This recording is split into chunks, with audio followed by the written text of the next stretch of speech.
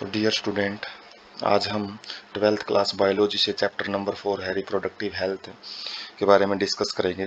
और इस चैप्टर की दो पार्ट रहेंगे। जो फर्स्ट पार्ट है उसके अंदर हम कुछ रिप्रोडक्टिव हेल्थ स्ट्रेटजीज हैं उनके बारे में डिस्कस करेंगे, और साथ में पॉपुलेशन ग्रोथ और पॉपुलेशन स्टेबलाइजेशन से रिलेटेड जो गवर्नमेंट के द्वारा टाइम टू टाइम जो अटैम्प्ट किए जाते हैं उनको देखेंगे। और साथ में कुछ कॉन्ट्रासेप्टिव मेथड है उनके बारे में एक जनरल आइडिया डिस्कस करेंगे। बाकी उनके बारे में जो डिटेल है वो सेकंड पार्ट में डिस्कस करेंगे। और साथ में एमटीपी सेकंड पार्ट में जो एमटीपी है और कुछ फर्दर टॉपिक हैं वो सेकंड पार्ट में रहेंगे। तो स्टार्टिंग करते हैं इंट्रोडक्शन से। तो इंट्रोडक्शन में जो रिप्रोडक्टिव हेल्थ का मतलब क्या होता है, तो रिप्रोडक्टिव हेल्थ का मतलब है हेल्थ रिप्रोडक्टिव ऑर्गन कि जिसके अंदर जो रिप्रोडक्टिव ऑर्गन है अलग अलग जो हमने थर्ड चैप्टर में डिस्कस किए हैं, male and female reproductive organs, वो नॉर्मल फंक्शनिंग के साथ काम करते होने चाहिए। और साथ में इसका एक कुछ ब्रॉडर प्रोस्पेक्ट भी है, कुछ एक विख्यात प्रोस्पेक्टिव पहलू ये रहता है कि इसके अंदर इमोशनल और सोशल एस्पेक्ट हैं जो रिप्रोडक्शन के, वो भी ये कंसिडर करता है जो रिप्रोडक्टिव हेल्थ जो एक टर्म है। और जो वर्ल्ड हेल्थ ऑर्गेनाइजेशन है उसने रिप्रोडक्टिव हेल्थ की जो डेफिनेशन दी है वो क्या है। टोटल इसके अंदर कुछ अलग अलग स्टेप्स आ जाते हैं, कुछ पॉइंट आ जाते हैं। सबसे पहला है total well being in all aspect of the reproduction. किसी भी पर्सन का अलग अलग जो रिप्रोडक्शन के पहलू होते हैं उसमें जैसे फिजिकल शारीरिक रूप से है, इमोशनल भावनात्मक रूप से है, व्यवहारिक रूप से है, और सोशल सामाजिक रूप से वो वेलबींग होना चाहिए, वो स्वस्थ होना चाहिए। उसके बाद society with people having physically and functionally normal reproductive organ. तो सोसाइटी रिप्रोडक्टिवली हेल्थी सोसाइटी हम उसको बोलेंगे जिसमें जो लोग हैं वो शारीरिक रूप से और जो कार्यात्मक रूप से नॉर्मल रिप्रोडक्टिव ऑर्गन्स हैं वो लिए होते हैं। और उनके अंदर जो normal emotional and behavioural interaction देखने को मिलता है, आपस में जो संपर्क है वो भावनात्मक जो नॉर्मल मिलेगा। और बिहेवियरल व्यवहारिक रूप से जितने भी सेक्स रिलेटेड एस्पेक्ट होते हैं उनमें नॉर्मेलिटी देखने को मिलेगी। उसके बाद रिप्रोडक्टिव हेल्थ स्ट्रेटजीज हैं वो क्या होती हैं, और इसके बारे में थोड़ा हम, जैसे इंडिया है, इंडिया में सबसे पहले रिप्रोडक्टिव हेल्थ सोसाइटीज़ हैं, कुछ स्ट्रेटजीज हैं और कुछ एक्शन प्लान हैं सबसे पहले लॉन्च किए गए थे क्या करने के लिए, to attain total reproductive health as a social goal. सामाजिक दृष्टि से जो रिप्रोडक्टिव हेल्थ है उसको पूरे कंट्री में लागू करने के लिए। तो फैमिली प्लानिंग प्रोग्राम है सबसे पहले 1951 के अंदर लॉन्च किया गया इंडिया में, और इसको टाइम टू टाइम कुछ पिछले दशकों में भी यूज किया गया है, असेस किया गया है। इम्प्रूव्ड प्रोग्राम्स, कुछ इसी के इम्प्रूवमेंट के यूज करके कुछ प्रोग्राम लॉन्च किए गए हैं, जैसे reproductive and health child health care RCH programmes. और इनके अंदर जो मेजर टास्क होते हैं, जो मेजर काम होते हैं, क्या कुछ ये एक्शन प्लान करते हैं, तो ये creating awareness among the people about various reproductive related aspect. तो लोगों में अलग अलग जो रिप्रोडक्टिव रिलेटेड एस्पेक्ट होते हैं उनसे रिलेटेड जागरूकता पैदा करते हैं। प्रोवाइडिंग फैसिलिटीज एंड सपोर्ट, लोगों में सुविधाएं और मदद है वो देते हैं ताकि रिप्रोडक्टिवली हेल्थी सोसाइटी है उसका निर्माण किया जा सके। और किस किस चीज़ में ये मदद करते हैं, ऑडियो विजुअल है जो, जिसमें हम जैसे ऑडियो का मतलब जैसे पहले रेडियो वगैरह यूज किए थे, उसमें टाइम टू टाइम जो जागरूकता के अलग अलग ऐड वगैरह होती हैं। विजुअल टेलीविज़न में हम देखते हैं काफ़ी सारी जो ऐड हैं। प्रिंट मीडिया है जिसमें न्यूज़पेपर मैगजीन वगैरह आ जाती हैं, जो कुछ गवर्नमेंटल संस्थाएँ हैं वो चलाती हैं ये प्रोग्राम, और कुछ नॉन NGO जिसको बोलते हैं वो भी ये प्रोग्राम चलाती हैं। और इसके अंदर जो पेरेंट्स हैं, रिलेटिव्स हैं, सगे संबंधी हैं, टीचर और फ्रेंड हैं, वो भी अपना रोल प्ले कर सकते हैं जो ऊपर इन्फॉर्मेशन दी गई है उससे रिलेटेड लोगों में जागरूकता पैदा करने के लिए।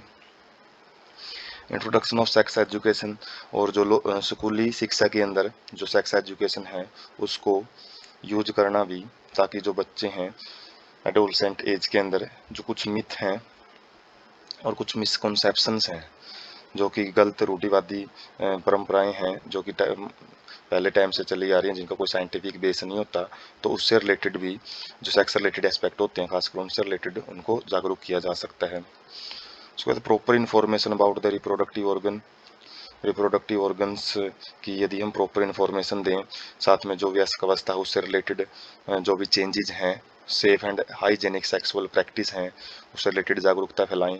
एसटीडी या sexual transmitted disease, sexual act से होने वाली जो इन्फेक्शंस हैं और एड्स से इनसे रिलेटेड भी जानकारी है वो फैलाई जा सकती है।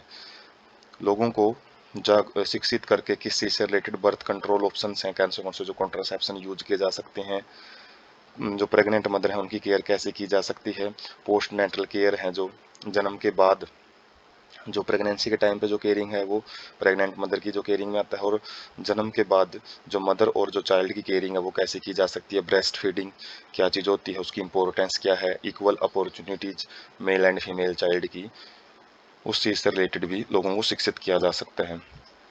जो अवेयरनेस हैं, कुछ प्रॉब्लम्स होती हैं जैसे अनकंट्रोल्ड पॉपुलेशन ग्रोथ, उनसे रिलेटेड भी लोगों को जागरूक किया जा सकता है। Social evils like the sex abuse and sex related crimes, इनसे रिलेटेड भी जो ये प्रॉब्लम्स हैं, जो बहुत बड़ी प्रॉब्लम है, जो सामाजिक बुराइयां हैं, उससे रिलेटेड भी लोगों में जागरूकता फैलाई जा सकती है इन प्रोग्राम्स के जरिए। और उसके बाद और क्या है, रिप्रोडक्टिव हेल्थ स्ट्रेटजीज के अंदर successful implementation of various action plan, काफ़ी जो एक्शन प्लान होते हैं अलग अलग टाइप के, तो उनसे रिलेटेड भी जैसे कि स्ट्रॉन्ग इंफ्रास्ट्रक्चरल फैसिलिटी, ज़्यादा से ज़्यादा जो सामाजिक ढांचा है उसको सुधारा जा सके, और जो हॉस्पिटल वगैरह हैं उनको भी एक अच्छे ढंग से यूज किया जा सके, उनको बनाया जा सके, और उनके अंदर जो प्रोफेशनल एक्सपर्टीज हैं उनकी जो विचार हैं उनके यूज किए जा सके, और उनकी जो मदद ली जा सके, और मटेरियल सपोर्ट, जो भी टाइम टू टाइम अलग अलग टाइप के जो मटेरियल है यूज किए जा सके, उनके द्वारा ही सक्सेसफुली हम इम्प्लीमेंट कर सकते हैं ये जो आइडियाज़ हैं इनको सोसाइटी के अंदर। essential to provide medical assisted and care to the people in reproduction related problems like pregnancy, deliveries, STD। और मेडिकल असिस्टेंट का मतलब है जो ज़्यादा से ज़्यादा जो डॉक्टरी सुविधा है और लोगों की जो देखभाल है वो ज़्यादा से ज़्यादा की जा सकती है किसी से रिलेटेड जो अलग अलग प्रॉब्लम है, जैसे प्रेगनेंसी से रिलेटेड प्रॉब्लम है, डिलीवरी है, चाइल्ड बर्थ से रिलेटेड प्रॉब्लम है, STD है, एबॉर्शंस हैं जिसमें जो प्रीमेच्योर जो डेथ होती है फीटस की, अलग अलग रीजन हो सकते हैं, कॉन्ट्रासेप्शन जो गर्भ निरोधक युक्तियाँ हैं, मेंस्ट्रुअल प्रॉब्लम है, इनफर्टिलिटी है जिसमें जो कपल्स हैं वो यंग बेबी जो बेबीज वगैरह है वो प्रोडक्ट्स प्रोड्यूस नहीं कर सकते, बांझपन जिसको बोलते हैं, तो उससे रिलेटेड जो डॉक्टरी सहायता वो ली जा सकती है और जो उनकी देखभाल भी की जा सकती है। इम्प्लीमेंटेशन ऑफ बेटर टेक्निक, ज़्यादा से ज़्यादा अच्छी टेक्निक है वो यूज की जा सकती है, नई नई स्ट्रेटजीज हैं वो टाइम टू टाइम हम अपडेट भी कर सकते हैं ताकि उनकी जो ज़्यादा अच्छे ढंग से उनको यूज किया जा सके और लोगों की मदद की जा सके। तो स्टेटरी बैन इम्यूनोसेंटिसिस होता है जो जिसके अंदर जो एक फ्लूइड निकाला जाता है जो प्रेगनेंसी के टाइम पे, और उसका चेकिंग किया जाता है उसको ज़्यादा, वैसे उसके अच्छे यूज क्या हैं कि उसमें जेनेटिक डिसऑर्डर पता कर सकते हैं, लेकिन उससे काफ़ी बार जो फीमेल फीटेसाइड्स हैं उनको बढ़ावा मिलता है, जिससे जो रूरल एरिया है खासकर उनमें जो यंग जो गर्ल बेबी है उनकी डेथ वगैरह जो करवाई जाती है, जो कुछ अनएजुकेटेड पीपल होते हैं उनके द्वारा, तो उन पे ऊपर लीगली बैन होना चाहिए इन एक्शन प्लान का, वो मेन मकसद है। और मैसिव चाइल्ड इम्यूनाइजेशन, जो बड़े लेवल पे जो बच्चे हैं उनके अंदर काफ़ी बड़े पैमाने पे टीकाकरण वगैरह है वो भी यूज किया जा सकता है। तो एक्शन प्लान है। उसके बाद इम्यूनोसेंटिसिस देखते हैं। इम्यूनोसेंटिसिस के अंदर एक प्रोसेस होती है जिसमें एमनियोटिक फ्लूइड, जो एमनियन कैविटी है उसके अंदर से जो डेवलपिंग फीटस होता है उसके सराउंडिंग में फ्लूइड भरा होता है जो कि उसको जर्क वगैरह से बचा के रखता है। तो फ्लूइड एनालाइज किया जाता है किस चीज़ से, फीटल जो सेल हैं, फीटल के अंदर जो सेल्स वगैरह हैं जो फ्लूइड में आ जाती हैं तो उसको यूज किया जाता है, और कुछ डिजोल्व सब्सटेंस है उसके बेस पे डिटेक्शन की जाती हैं किस चीज़ की, कि उसके अंदर जो कुछ जेनेटिक डिसऑर्डर है वो तो नहीं है। और जैसे कि जो डाउन सिंड्रोम है, हीमोफीलिया है, सिकल सेल एनीमिया है, ये ऐसे डिसऑर्डर होते हैं जो कि फीटस की सर्वाइबिलिटी है, उसका बचना या ना बचना है, जो वो किस तरीके से अपना लाइफ स्पेंड करेगा, तो वो बड़ा डिपेंड करता है, तो उसके लिए यूज किया जाता है। लेकिन इसका मिसयूज है, उससे बचने के लिए इसके ऊपर स्ट्रेटजी जो बैन है, लीगल बैन है, वो होना चाहिए। और उसके बाद रिप्रोडक्टिव हेल्थ स्ट्रेटजीज में एक एग्जांपल है सेली पिल्स हैं जो कि कॉन्ट्रासेप्टिव मेथड के रूप में यूज की जाती हैं फीमेल्स के द्वारा। और इसकी खास बात क्या है कि इसको हमारे इंडिया के साइंटिस्ट है जो लखनऊ के अंदर central drug research institute CDRI है, वहाँ के साइंटिस्ट ने इसको डेवलप किया है। उसके बाद हम अलग अलग जो स्ट्रेटजीज हैं जो कि सेक्सुअल और रिप्रोडक्टिव हेल्थ सर्विसेज को असेस करने में यूज की जा सकती हैं, तो उनको देख सकते हैं कि जो प्रोवाइडिंग कॉन्ट्रासेप्शन ऑन कैंपस, तो टाइम टू टाइम जो कॉन्ट्रासेप्शन है उनको प्रोवाइड किया जा सकता है। अलग अलग कॉन्ट्रासेप्टिव मेथड हैं ऑन कैंपस, और जो अलग अलग टाइम पे जो क्लिनिकल डायग्नोज है, STI स्क्रीनिंग है, जो सेक्सुअल ट्रांसमिटेड इन्फेक्शन होते हैं उनकी स्क्रीनिंग, उनका टेस्ट वगैरह, डिटेक्शन वगैरह यूज किया जा सकता है। जो कंडोम अवेलेबिलिटी प्रोग्राम्स हैं उनको ज़्यादा बढ़ाया जा सकता है। ऑनलाइन कॉन्ट्रासेप्शन प्रोवाइडर्स जो इंटरनेट है उसकी यूज की जा सकती है इसके अंदर। मोबाइल हेल्थ क्लिनिक्स का मतलब है जो चलते फिरते क्लिनिक्स होते हैं उनका यूज किया जा सकता है। टेली हेल्थ का मतलब मोबाइल फ़ोन पे भी हम काफ़ी टाइम टू टाइम जो अलग अलग सेक्स रिलेटेड एक्सपेक्ट या प्रॉब्लम से रिलेटेड जो जानकारी है वो ले सकते हैं। स्कूल क्लिनिक पार्टनरशिप होते हैं, जो स्कूल के अंदर जो एडोलसेंट के एज के जो बच्चे होते हैं तो उनकी क्लिनिकल जो हेल्प है वो यहाँ पे दी जा सकती है। उसके बाद कुछ साइन हैं जिससे हम एक सोसाइटी को रिप्रोडक्टिवली हेल्थी सोसाइटी बोल सकते हैं। तो उसके अंदर सबसे पहले जो बेटर अवेयरनेस मिलेगी लोगों के बीच में सेक्स से रिलेटेड जितने भी मुद्दे हैं उनसे related. Increased number of medically assisted deliveries, वहाँ पे जो ज़्यादातर डिलीवरी हैं यंग बेबी की डिलीवरी वो डॉक्टरी देख रेख में होती हैं। बेटर पोस्ट नेटल केयर, ज़्यादा से ज़्यादा जो मदद है या सहायता है माता को जन्म के बाद, जो माता और बच्चे को ज़्यादा ज़्यादा सहायता है वो दी जाती है ताकि मैटरनल और इन्फेंट मोर्टेलिटी रेट है उसको कम किया जा सके। जो माता और बच्चे की जो मृत्यु दर है उनको रोका जा सके, उनको कम किया जा सके। ज़्यादा से ज़्यादा जो कपल्स हैं उनके स्मॉल फैमिलीज वाले जो कपल्स हैं उनकी संख्या बढ़ा के भी रिप्रोडक्टिवली हेल्थ सोसाइटी को अटेन किया जा सकता है। जो STD हैं, सेक्सुअल ट्रांसमिटेड डिजीज हैं, उनका अच्छा डिटेक्शन, उनका जांच पड़ताल हो, उनका इलाज भी एक हेल्थी सोसाइटी में देखने को मिलता है। ओवरऑल इंक्रीज्ड मेडिकल फैसिलिटीज़, जो डॉक्टरी सहायता से रिलेटेड जितने भी फैसिलिटीज़ हैं उनमें काफ़ी इंक्रीज देखने को मिलेगा, और जितने भी सेक्स रिलेटेड प्रॉब्लम्स हैं उनको ज़्यादा से ज़्यादा ही वहाँ पे सॉल्व किया जाएगा। उसके बाद पॉपुलेशन स्टेबलाइजेशन, इसके बारे में हम आइडिया लेते हैं। All around development in various field, जो अलग अलग जैसे जैसे टाइम बढ़ता है तो अलग अलग जो टेक्नोलॉजी आती हैं, नई नई टेक्नोलॉजी की वजह से ज़्यादा ज़्यादा बीमारियों का इलाज किया जाता है, और जिससे लोगों की जो गुणवत्ता है, जो उनका लाइफ स्टाइल है वो बहुत ज़्यादा इम्प्रूव होता है। और इसी इंक्रीज्ड हेल्थ फैसिलिटीज़ की वजह से जो रैपिड डिक्लाइन देखने को मिलता है डेथ रेट में, जो मृत्यु दर है, और खासकर जो मृत्यु दर MMR मैटरनल मोर्टेलिटी रेट, माता मृत्यु दर, और जो बच्चे इन्फेंट जो नवजात मृत्यु दर होती है उसको काफ़ी कम किया जा चुका है। जिसकी वजह से जो रिप्रोड्यूसिबल एज है, जो 18 से जो 25-30 और जो 40 के आसपास की जो एज है वो काफ़ी नंबर में इंक्रीज हुई देखने को मिलती है।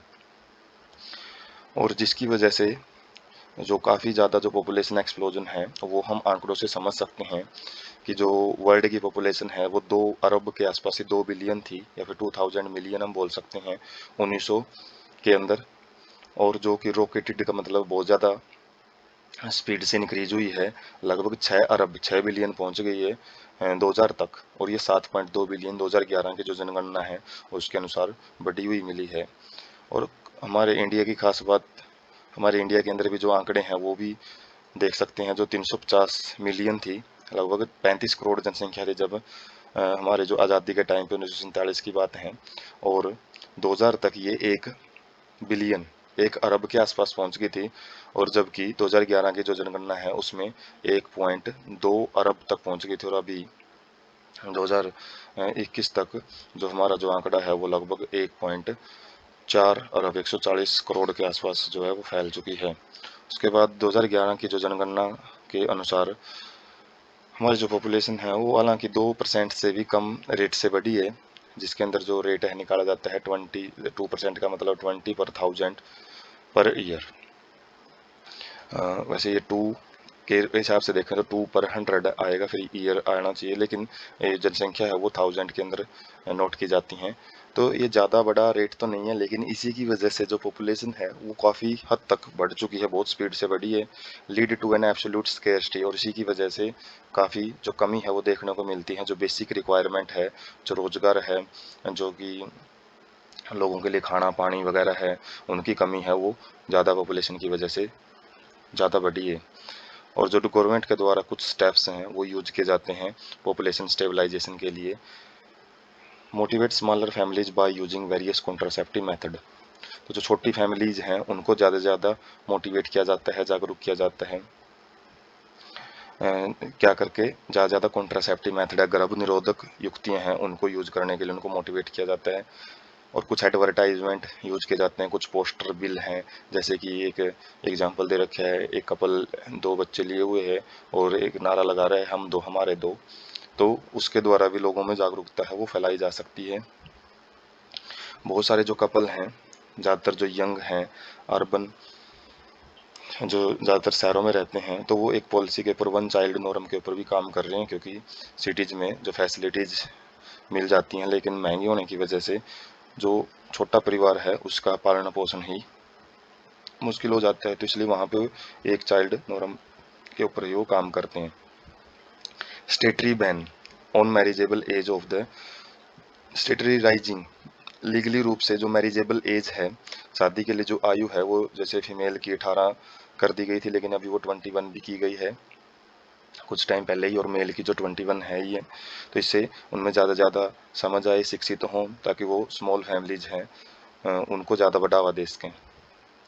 उसके बाद इंसेंटिव भी, कुछ प्रोत्साहन राशियां भी दी जाती हैं जो कपल्स हैं, कुछ फैमिली मतलब छोटी फैमिली के साथ जो जीवन निर्वाह कर रहे हैं, तो उनको इंसेंटिव भी दिया जा सकता है सरकार के द्वारा। उसके बाद हम एक ग्राफ से समझ सकते हैं जो पॉपुलेशन है वो किस हद तक इंक्रीज हुई है। जो वर्ल्ड पॉपुलेशन है उसका आंकड़ा है, ये 1 बिलियन थी 1820 के अंदर। उसके बाद जैसे जैसे टाइम बढ़ता गया तो पॉपुलेशन बहुत स्पीड से इंक्रीज हुई है, जो पहले बहुत कम स्पीड था, लेकिन बाद में जो रेट है वो काफ़ी बड़े है। और इसमें सबसे बड़ा रोल एशिया कॉन्टिनेंट का है, और एशिया में ही इंडिया और चाइना जो बड़ी कंट्रीज हैं वो आ जाती हैं। अफ्रीका में हालांकि देश बहुत, ये कॉन्टिनेंट बहुत बड़ा है, लेकिन वहाँ पे भूखमरी गरीबी की वजह से उसकी जनसंख्या कम है, जिसकी वजह से रेट भी कम है। लेकिन जो डेवलप्ड कंट्रीज हैं वहाँ पे लोग शिक्षित हैं, जिसकी वजह से वहाँ की जो पॉपुलेशन ग्रोथ है वो कम देखने को मिलती है। तो ज़्यादा जो मेजर है वो आप देख सकते हैं एशिया के अंदर ही ज़्यादा ग्रोथ देखने को मिली है, उसी की वजह से वर्ल्ड पॉपुलेशन है वो 7 अरब और 8 अरब तक पहुँचने वाली है। उसके बाद पॉपुलेशन ग्रोथ को रोकने के लिए कुछ कॉन्ट्रासेप्टिव मेथड हैं, गर्भ निरोधक युक्तियाँ हैं, वो यूज की जाती हैं। तो सबसे पहले देखेंगे कि आइडियल कॉन्ट्रासेप्टिव की क्या कुछ खास बात होती हैं। तो वो यूजर फ्रेंडली होनी चाहिए, आसानी से जो यूजर है उनको यूज करने में कोई ज़्यादा प्रॉब्लम नहीं होनी चाहिए। ईजिली अवेलेबल मार्केट के अंदर वो आसानी से मिल जानी चाहिए। जो कॉन्ट्रासेप्टिव जो भी युक्तियाँ हैं वो यूज करते टाइम इफेक्टिव होनी चाहिए, वो ज़्यादा कारगर होनी चाहिए, रिवर्सिबल भी होनी चाहिए, कि उनको यूज ना करें तो उनके कोई साइड इफ़ेक्ट देखने को नहीं मिलने चाहिए, डिपेंडेंसी नहीं होनी चाहिए। और जो सेक्सुअल डिजायर है, जो नेचुरल सेक्सुअल इच्छा होती है, डिजायर होती है, ड्राइव होता है, और सेक्सुअल एक्ट के टाइम पे जो यूजर है उसको वो इंटरफेयर उसने नहीं किया जाना चाहिए। तो ये कुछ आइडियल कॉन्ट्रासेप्टिव की 2 नंबर में पूछ लेते हैं क्या कुछ उनकी खास बात होती हैं, तो वो पॉइंट हम याद रख सकते हैं। और कॉन्ट्रासेप्टिव मेथड हैं क्या क्या, तो उसमें नेचुरल और ट्रेडिशनल मेथड हैं जो पुराने टाइम से यूज की जाती हैं। कुछ बैरियर मेथड हैं जो कि स्पर्मेंट्री को रोकती हैं।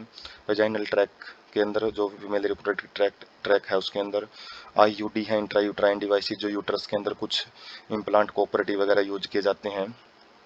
ओरल कॉन्ट्रासेप्टिव हैं जो माउथ के द्वारा जो पिल्स वगैरह टेबलेट वगैरह यूज की जाती हैं। 1 डे टेबलेट भी होती हैं, 1 वीक भी होती हैं। उसके बाद इंजेक्टेबल, कुछ इंजेक्शंस के रूप में जो हार्मोन है प्रोजेस्टेरोन ओजेस्ट्रोन, उनको शरीर के अंदर इंजेक्ट किया जाता है। इम्प्लांट्स भी होते हैं, जो स्किन के अंदर यूज किए जाते हैं, जो कि हार्मोनल सिक्रेशन वगैरह ही करते हैं। सर्जिकल मेथड वैसेक्टोमी, ट्यूबेक्टोमी भी इनके अंदर आ जाता है। और इनके बारे में जो काफ़ी डिटेल है वो सेकंड पार्ट में हम डिस्कस करेंगे।